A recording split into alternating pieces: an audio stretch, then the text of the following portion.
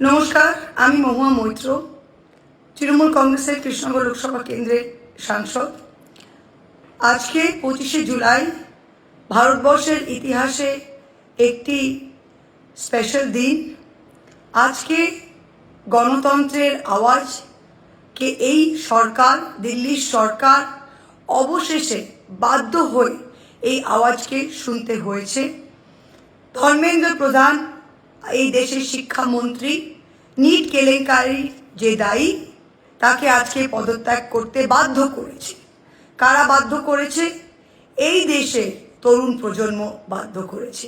আমি এই তরুণ প্রজন্ম, এই জেন জি, এই ছেলেমেয়েরা, পড়ুয়ারা যারা ভারতবর্ষের প্রত্যেকটি ছোট শহরে, রাজধানীতে, দিল্লির যন্তর মন্তরে সাহস দেখিয়ে দাঁড়িয়েছিল যে না, আপনারা লাঠি মারুন, আপনারা কাঁদানি গ্যাস দিন, আপনারা যা ইচ্ছে করুন, কম্প্রোমাইজ আমরা করব না, আমরা দাঁড়িয়ে থাকব।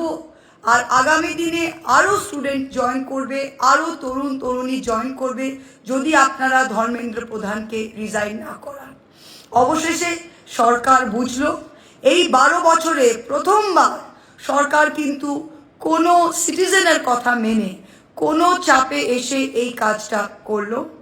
যদি এই কম্প্রোমাইজ কিছু একটা হয়ে যেত, যদি পার্লামেন্টের ভেতরে যারা বিপক্ষ আছে আমরা যদি বলতাম যে না, আমরা ডিসকাশন আলোচনায় চলে যাই, তাহলে কিন্তু এটা এই জায়গায় যেত না।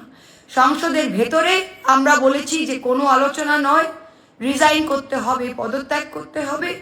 এবং এই তরুণ তরুণীরাও যারা আন্দোলনে নেমেছে তারাও পরিষ্কার বলল যে আপনাকে ধর্মেন্দ্র প্রধানকে রিজাইন করাতে হবে, তারপর যত আলোচনা।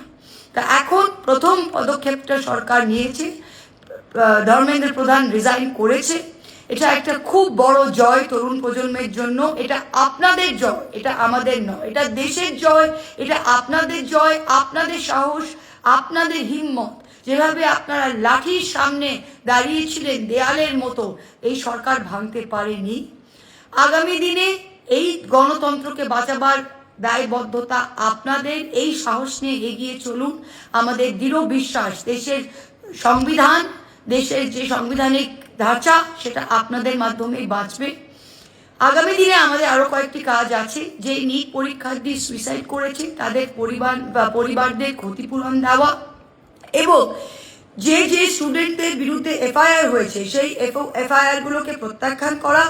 এর সাথে সাথে ভেরি ইম্পর্টেন্ট, এই আন্দোলনে যাদের কাছে ভিডিও আছে, রিলস আছে, ছবি আছে, যে এক্সেসিভ ফোর্স, খুব বেশি বল প্রয়োগ করে মারা পিটা, লাঠি ডান্ডা মারা হয়েছে 20 তারিখ জুলাইয়ে মার্চ টু পার্লামেন্টে, আমরা কিন্তু সেগুলো সব আইনি পদক্ষেপ নিয়ে এই পুলিশ এবং র্যাফের বিরুদ্ধে এফআইআর করছি, অ্যাকশন নিচ্ছি। আমাদের লিগাল টিম এই কাজটা করছে।